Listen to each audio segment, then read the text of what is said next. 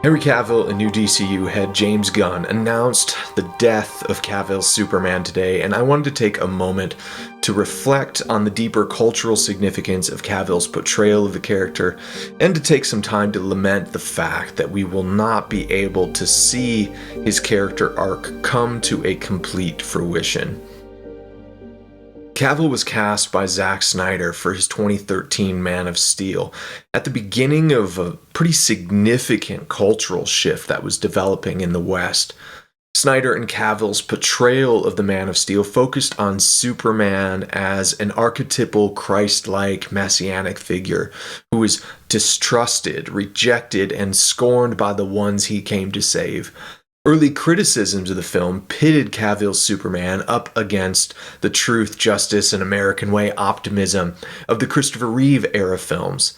But the world that Cavill's Superman existed in wasn't the Cold War era vision of Americanized Christian values saving the world from godless Soviet powers. Cavill's Superman entered the zeitgeist on the precipice of an intense culture and ideological war that would unfold in the burgeoning social media networks of the 2010s. This was a revolutionary forum of human interaction and communication, and this new forum was beginning to facilitate an intense collision of ideas and values. Our attitudes towards power in 2013 weren't the same as they were in 1978. Our primary predisposition towards power, especially power personified in a white male with traditional values, has become one of distrust.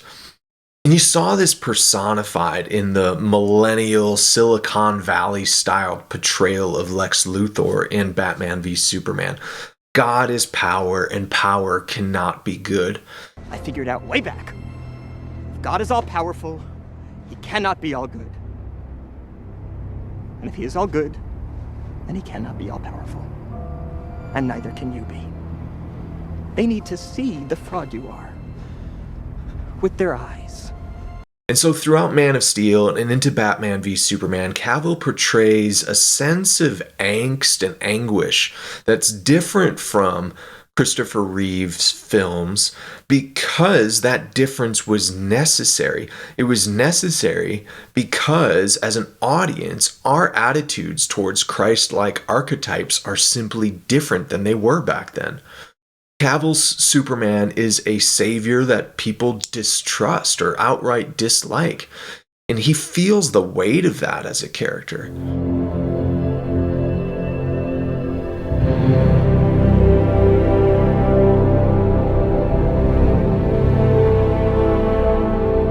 We, as a population on this planet, have been looking for a savior. 90% of people believe in a higher power, and every religion believes in some sort of messianic figure. And when this savior character actually comes to Earth, we want to make him abide by our rules. We have to understand that this is a paradigm shift. We have to start thinking beyond politics. Are there any moral constraints on this person? We have international law. On this Earth, every act is a political act. Is it really surprising that the most powerful man in the world should be a figure of controversy?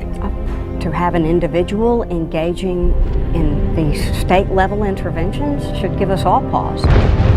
Human beings have a horrible track record of following people with great power down paths that led to huge human atrocities. We have always created icons in our own image. What we've done is we project ourselves onto him.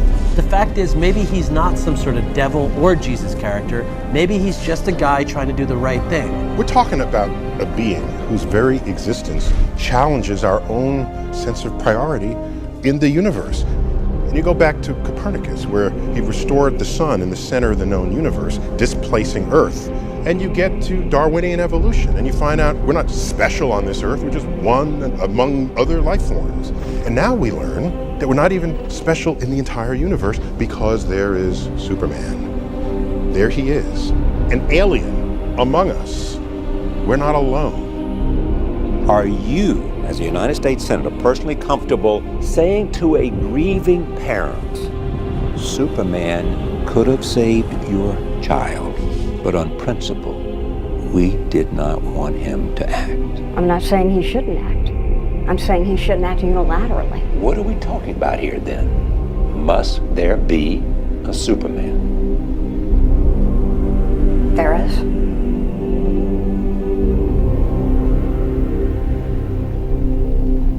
There are fears of postmodern and post-colonial academics who've advocated in classrooms and lecture halls that Christianity has merely been a tool for colonial power and oppression.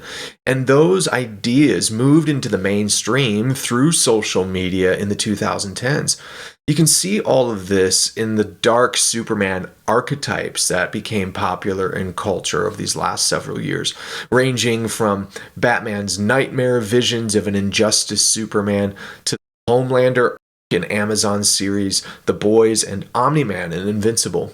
Cavill's Superman faces a built-in distrust, and he has to work his way into being trusted as the virtuous beacon of hope that his character truly is.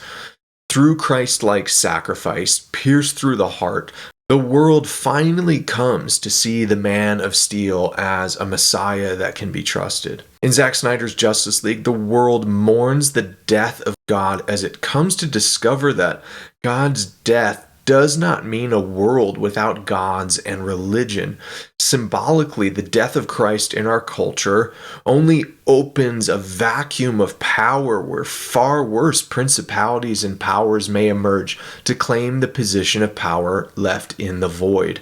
Seeing what new substitute religions have emerged in our culture due to the death of Christianity in the West has caused even some of the most strident atheists to long for some kind of return of Christianity to our culture to defeat these new principalities and powers.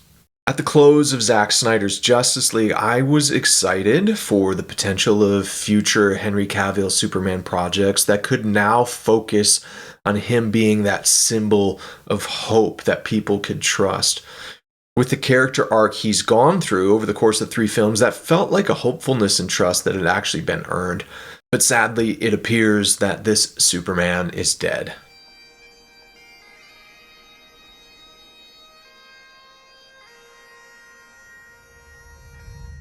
In many ways, the story of a culture's rejection of its true beacons of light is a timeless story that plays out over and over again.